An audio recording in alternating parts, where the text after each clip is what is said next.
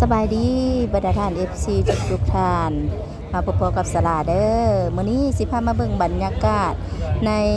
งานบุญออกพรรษาและทรงเรือประจำปี2025ที่เทศบาลเมืองท่าแขกเฮาไปเบิ่งบรรยากาศโดยรวมในมื้อทำอิฐของพิธีกันเลย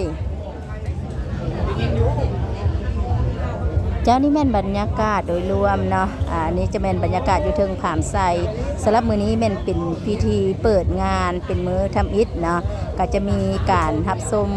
ศิลปะวรรณคดีจากน้องๆนักแสดงจากศูนย์ส่งเสริมวัฒนธรรมของแขวงคำมวนเฮาเนาะเพิ่นก็มีหลายบทกลอนพอสมควรมื้อนี้มาฟ้อนในพิธีเปิดอย่างเป็นทางการเนาะอันนี้แม่นบรรยากาศทางนอกโดยรวมต้นหน้าผามไซเดอร์เนาะอาจจะมีหน่วยรักษาความปลอดภัยก็คือทางภาคส่วนป้องกันสัตว์ป้องกันความสงบแดเนาะพร้อมทางผู้ซุ่มผู้เสียได้นี่ที่อยู่ในงานของพวกเฮาอันนี้ก็แม่นทีมงานถ่ายทอดสดวิทยุกระจายเสียงแขวงขมวนเฮาก็อยู่ใกล้กับขามไซเดอร์มื้อนี้เด้อ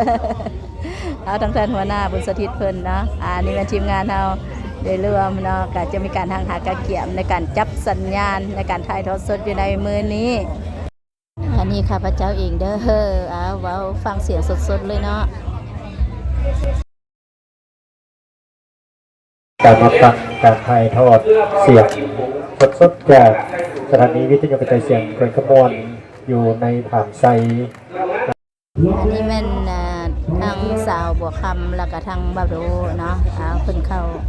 ร่วมรายการพร้อมกันจังซี่แหละอันนี้ก็เป็นบรรยากาศของทีมงานของพวกเฮาเนาะอันนี้แม่นทีมงานสีพายเนาะกำลังกะเกี่ยมเรือที่จะขึ้นไปอยู่ในจุดปล่อยเรือเนาะเพื่อนี่แม่นบรรยากาศโดยรวมเนาะบูธข้างๆจะเป็นบูธของแผนกสาธารณเด้อแล้วก็โรงเรียนสาธารณสุขที่เพิ่นก็ได้ลงมาตั้งบูธเนาะเพื่ออำนวยความสะดวกด้านสุขภาพเด้อสำหรับผู้ที่เลาะงานบุญเราไปเรามารู้สึกเมื่อยเป็นวินเป็นเวียนก็เข้ามานี่วัดเทคอุณหภูมิเทคตั้งทรงกับเพิ่นได้นี่เนาะทีมงานเพิ่นพร้อมบริการในงานบุญ อันนี้เก็บตกว่าซั่น FC เอาวีมาให้เด้อขอบใจทั้งแม่บุญมาFC เอาวีมาให้ว่าซั่นแต่ทีมงานของพวกเฮาก็เฮ็ดเวียกแบบเอาจริงเอาจังว่าซั่นเด้ทีมงานของเฮาอันนี้เฮือเกี่ยมขึ้นอยู่ในจุดปล่อยเนาะกำลังมีการทางหากระเกียมที่จะขึ้นไปปล่อยเรือ